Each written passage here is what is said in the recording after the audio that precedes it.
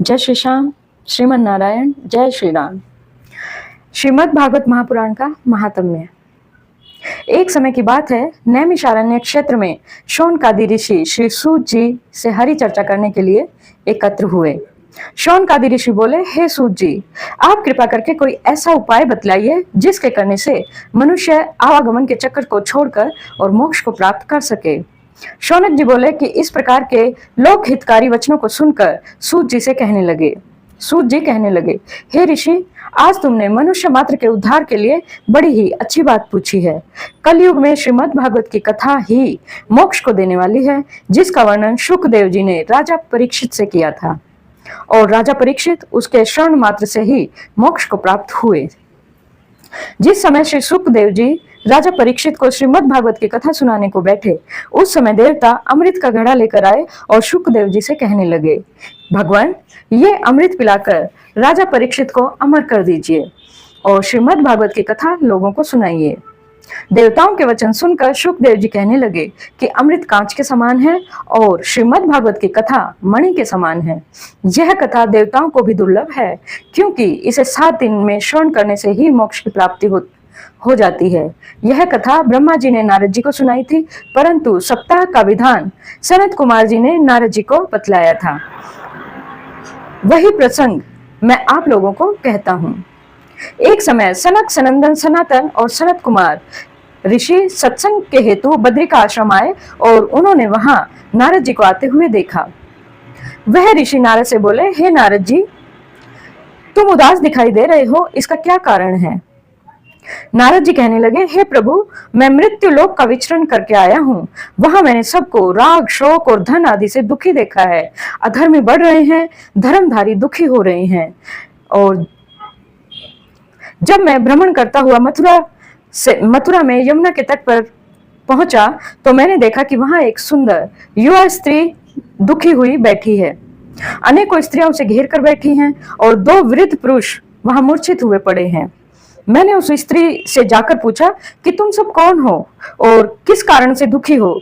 वह स्त्री रोकर कहने लगी, ये अचेत पड़े हुए दोनों मेरे पुत्र हैं। इनका नाम ज्ञान और वैराग्य है। मैं इनकी माता भक्ति हूँ और पास में बैठी हुई ये स्त्रियां गंगा आदि पवित्र नदियां हैं, जो मेरी सेवा करने में साथ रहती हैं। मैं द्रविड़ देश में उत्पन्न होकर कर्नाटक में बड़ी हुई और युवावस्था में दक्षिण में रही तथा महाराष्ट्र और गुजरात में आते आते वृद्ध हो गई। अब मैं यहाँ आकर पुनः युवा हो गई हूँ, परंतु मेरे ये पुत्र वृद्ध और अचेत हैं। मैं इन्हीं के दुख से दुखी हो रही हूँ, क्योंकि माता युवा और पुत्र वृद्ध, यह तो संसार में उल्टा काम है। नारद जी ने भक्ति से कहा कि इस समय कलयुग के प्रभाव से जप तप तथा धर्म कर्म नष्ट हो गए हैं।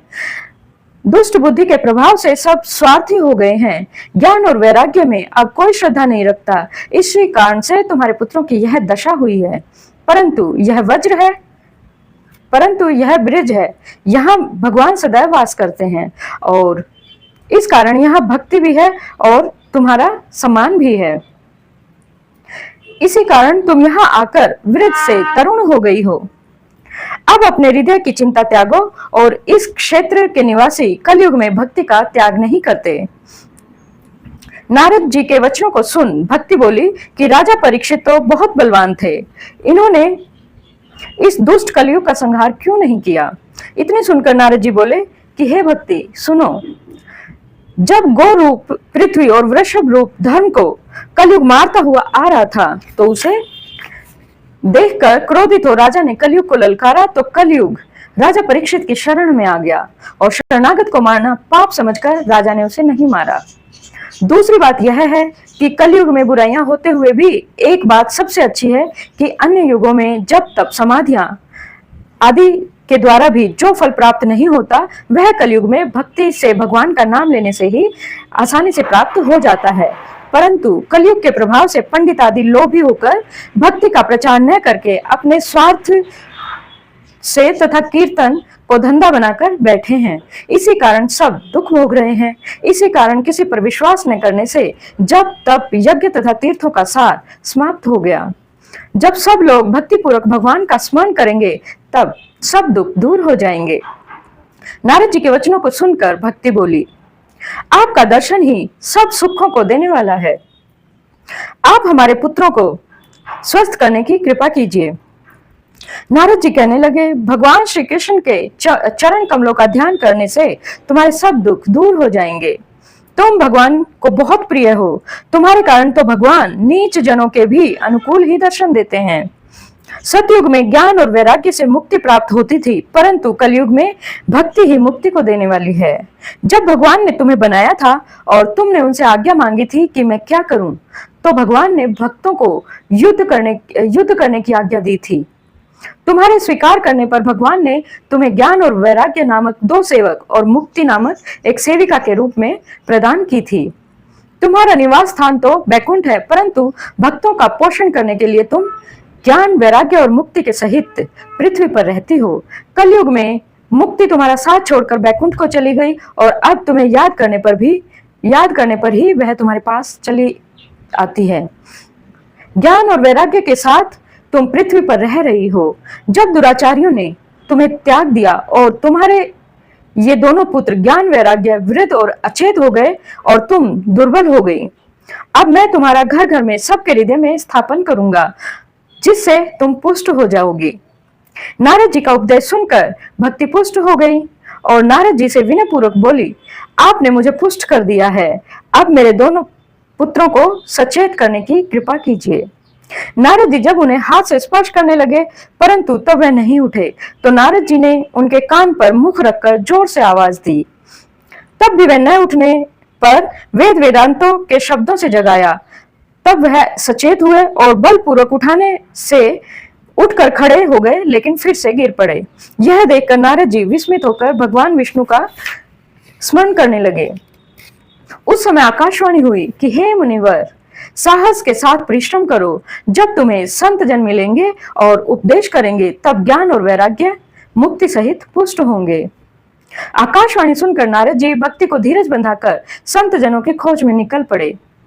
बहुत खोजने पर भी उन्हें ऐसे संत न मिले जो उनकी इच्छा को पूर्ण कर सके। तब नारद बद्री का आश्रम गए। वहां पर कोटि भानु संप्रकाशित सनकादि ऋषियों ने नारद जी को दर्शन दिया। तब नारद जी उनसे विनय पूर्वक कहने लगे, आप सर्वशक्तिमान और सर्वज्ञ हैं, कृपा करके ऐसा उपाय बतलाइए जिससे ज्ञान, भक्ति और वैराग्य सुख प्राप्त हो सके और उनका स्थापन हो सके। नारद जी के वचनों को सुनकर सनत कुमार कहने लगे, हे नारद, तुम सर्वहितकारी हो, इस कारण तुम यह अवश्य कर सकते हो। मैं तुम्हें उपाय बतलाता हूँ, जिस श्रीमद् भागवत को शुकदेव जी ने राजा परीक्षित को सुनाया था, अब उसी भागवत को सुनने से भक्ति, ज्ञान और वैराग्य को शक्ति प्राप्त होगी। कलयुग में सब दुखों का नाश करने वाली श्रीमद् भागवत कथा ही है। नारद जी कहने लगे कि जब वेद वेदांत के द्वारा ज्ञान वैराग्य पुष्ट नहीं हो सके और श्रीमद् भागवत में ऐसी क्या विशेषता है।